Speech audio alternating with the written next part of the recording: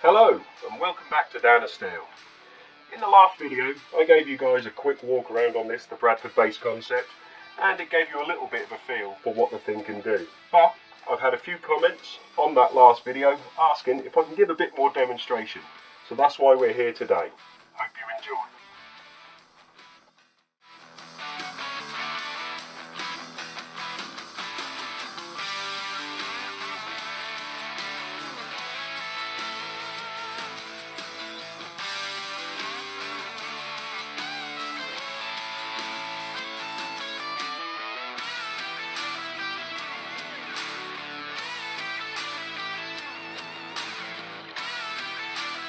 Okay, so what we'll do is we'll start at the base.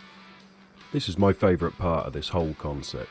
So the swivel base itself is very simple. You're looking at three main components there. That's two 1 foot by 1 foot 10mm or 3/8 plate for the Americans, and a swivel base itself.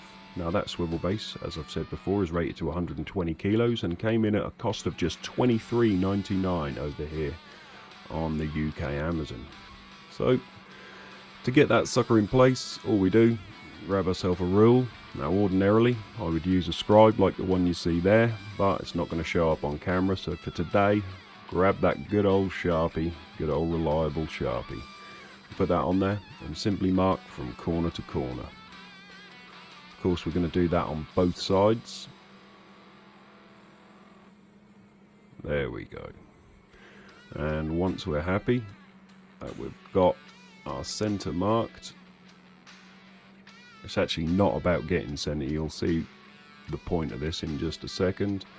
We'll get that ruler out of the way, throw the swivel base back on, and what you're looking to do is you've got 4 slotted holes cut into the swivel base itself. So you go ahead, you line them up, looking through the gaps, make sure that you have the pen mark or the scribe mark underneath perfectly in line with those, and once you get it right on all 4, you know that thing is sitting absolutely dead central.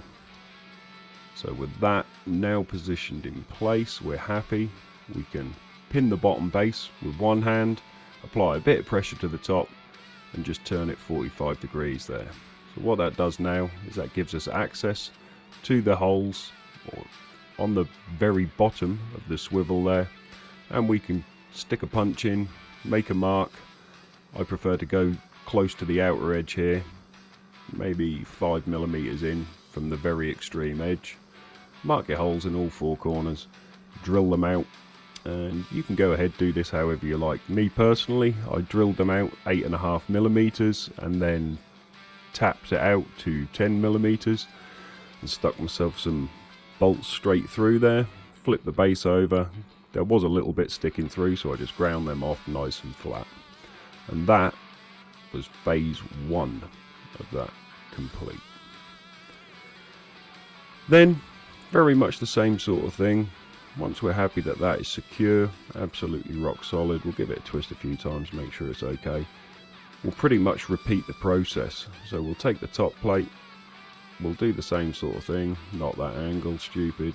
So what we'll do is turn it, there we go. And we'll get that set on like so.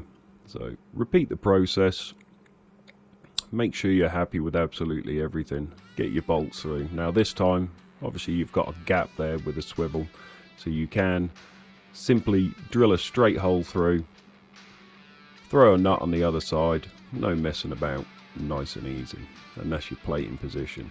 What I'm indicating there is, if you imagine, instead of going from corner to corner, we'll go from flat to flat now, but find your centres. You want to drill a hole 10mm in from there, get yourself these 8mm stainless steel pins, again from Amazon, very easy to find, something ridiculous like £3 or £4 for a pack of these things. And this one was far too long for my application, but I use them in various other projects, so all I did, cut it down, rounded the end off so it looked pretty much as it does in the picture, and then you drop that through. That is going to be the pin for the locking mechanism. So this thing is rock solid when you actually get to grinding. Now after that, again, all you need, a couple of scraps, whatever you've got laying around. I've just grabbed some 5mm rubbish here, but on my personal build I used some offcuts of 10mm plate that I had from the Revolution build.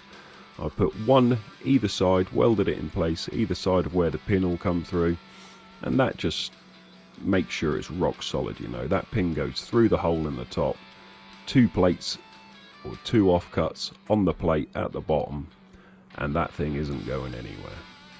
So it's as simple as that.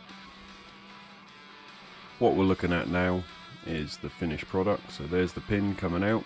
You can see I'm pointing here at the 2 10mm offcuts that I told you about. I'll just put either side to make sure that that can't turn. And you turn it to the 90-degree position, slot the pin back in, sits between the 2 blocks, and that's it. Really couldn't be any simpler than that. And that's what we've tried to stick to here, simplicity. That about wraps it up for this video.